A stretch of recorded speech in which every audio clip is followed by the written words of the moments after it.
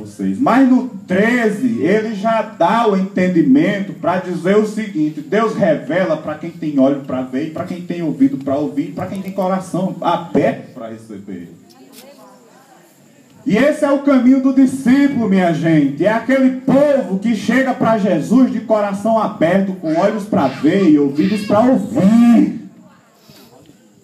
Porque alguém que chega de coração aberto, com olhos para ver e ouvidos para ouvir, é esse que se torna ensinável e que decide abraçar o compromisso verdadeiro com Jesus. Agora a multidão não, a multidão era só mera curiosidade. Era mera curiosidade, via o milagre e via outras coisas mais. E no capítulo 6 de João, dá até mais detalhes disso, quando Jesus multiplica o pão. No capítulo 6, o povo come, sobra pão. Eu não sei nem onde... Foi você que me perguntou sobre as sobras? Eu não sei nem onde foi que botaram as sobras, mas sobrou pão para valer mesmo. Mas aí depois Jesus se ausenta, se distancia, a multidão vai atrás de novo. E aí no segundo encontro Jesus diz: vocês estão me procurando, não é por minha causa não. Vocês estão me procurando porque encheram a barriga. Mas eu vou aproveitar essa para dizer para vocês: trabalhe não pela comida que perece, trabalhe pela comida que vem do céu, porque é essa que eu quero dar para vocês. Tá aí. Essa curiosidade toda, essa perplexidade toda, manifestava só um povinho que estava interessado nas suas necessidades físicas, temporais, coisa dessa vida, só isso. Estavam interessados neles mesmos. Queriam saber deles mesmos e no que Jesus podia fazer por eles. Eles não queriam saber de Jesus, não. Toda aquela correria, aquele corre-corre, aquele vai atrás de Jesus para ver, para se beneficiar, estavam pensando nele. Gente que se aproximava de Jesus com coração fechado, ouvido tapado e olho cego. Nunca que podiam ver, ou conhecer, ou perceber a verdadeira identidade de Jesus. Nunca que podiam entender, ou aceitar ou crer na verdadeira missão de Jesus. Povo de coração duro. Povo de coraçãozinho comprometido com outras coisas, porque no caso do terreno à beira do caminho, escuta com alegria, o diabo vem e passa a mão, passa a perna, passa tudo. No caso do terreno cheio de pedra, é o coração comprometido com outra coisa, porque quando vem a tribulação, amassa tudo, arrebenta tudo, entristece, angustia, e a pessoa diz assim: eu não quero saber mais desse negócio secreto não. O pastor nem me deu a oportunidade hoje no culto, do domingo, terminou o culto, a mulher do pastor me deu nesse pastor, não sei não, vou mais ser crente. E o terreno cheio de espinhos, Jesus diz: recebe a palavra com alegria, mas os cuidados com as coisas desse mundo, dessa vida, as ambições, a cobiça e outras coisas concorrendo, rivalizando com a palavra, sufoca, não nasce nada, não produz nada, não amadurece nada, a bichinha da planta nasce e de repente murcha tudo, seca, se acaba, ninguém vê mais nada. O coração está cheio de outras coisas, comprometido com outras coisas. O coração é amante de outras coisas, de outras paixões, de outros amores.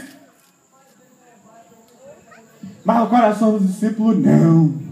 O coração do discípulo vai caminhando, Jesus na frente e ele atrás. E então ele vai observando, vai aprendendo, e ele vai ouvindo e vai aceitando. E Jesus vai dizendo, e o que Jesus vai dizendo, ele vai guardando no coração. E essa coisa vai fazendo com que a pessoa se envolva. E quando cuida que não, quando a pessoa está numa situação assim que Jesus olha profundamente no olho do indivíduo, e aí naquela ocasião mesma, quando Jesus disse que era para trabalhar pela comida que desce do céu, que a multidão, nessa hora que o cinto apertou, aí todo mundo foi embora, ninguém quis saber de nada, e a conversinha foi assim: dura esse teu discurso, ninguém pode ouvir. Aí foi embora mesmo, foi embora. Aí fica só ele e os discípulos, os 12 ali, Aí Jesus, que não sofre de complexo de inferioridade, nem tem problema de solidão, aí olha para os discípulos e diz: vocês querem ir também? Mas aí, é nessa hora que eu digo que, a essa altura da caminhada, o cara está tão envolvido, tão embelezado com Jesus, que a única coisa que pode dizer, que a única resposta que pode dar é essa: Senhor, para quem iremos nós? Só tu tens palavra de vida eterna. Glória a Deus, aleluia. Só tu tens, não tem outro não. A opção é o Senhor, é a opção única. Não tem outro mais. Que outro que tem? Que outra alternativa pode existir além do Senhor? Nenhuma. Só tu tens as palavras de vida eterna. Aleluia, Deus. E olha que Pedro não disse assim, ó: só o Senhor cura leproso, só o Senhor faz paralítico andar, eu nunca vi isso. Só o Senhor anda no mar e faz eu andar no mar também. Só o Senhor acalma a tempestade. Não, Pedro não disse nada disso. Pedro falou assim: só tu tens as palavras da vida eterna. Aleluia, Deus. Eu estou aqui, não é pelo milagre que o Senhor fez, não é pelas curas. Eu já vi muitos milagres, muita coisa interessante, mas eu estou aqui por causa da tua palavra. Porque a gente entende numa hora dessas que a tua palavra e só ela produz vida na gente. É uma palavra que quando bate no coração, que entra, que penetra, faz nascer dentro de nós vida abundante. Aí eu não dá mais para voltar não. Se os outros quiserem, pode voltar. Eu daqui eu não passo. Você entendeu? O caminho da multidão, se é progressivo para a ruindade. Se existe algum progresso no caminho da multidão, é um progresso na ruindade, na maldade, na incredulidade. Por quê? Porque as provas vão ficando maiores, as evidências vão ficando mais claras, mas quanto mais clara, quanto mais contundentes são as provas, quanto mais fortes são os argumentos, mais o cara tapa o coração, que se enche de incredulidade a ponto de se tornar uma pedra. E a gente vê isso no capítulo 12, porque no capítulo 12 de Mateus é o capítulo do conflito, do embate, do confronto. Porque no capítulo 12 de Mateus nós temos os discípulos colhendo espiga no dia de sábado. Esse cara vem e critica: não é para fazer. Jesus diz: faz. Aí depois desse episódio aparece Jesus na sinagoga e cura o homem da mão ressequida. Aí quando Jesus cura o homem da mão ressequida, porque era no dia de sábado, aí os caras saem da sinagoga e vão se reunir para planejar tirar a vida de Jesus. E ainda no capítulo 12, Jesus cura um endemoniado, liberta o homem. Aí os caras não têm o que dizer. Aí disseram assim: ele expulsa demônios em nome de Belzebu, príncipe dos demônios. Quer dizer, olha, o que é que acontece, meu amigo, com o povo que está perto de Jesus, que segue, que anda após Jesus e vendo tudo aquilo? Qual seria o resultado se o sujeito não abre o coração para Deus? O resultado era isso mesmo, ficar tapado. Não somente ficar tapado, mas a incredulidade cresceria de tal maneira que o sujeito, além de não reconhecer Jesus como sendo da parte de Deus, porque a pobreza da multidão era comparar Jesus com um profeta, a burrice dos líderes religiosos era dizer que Jesus era da parte do cão.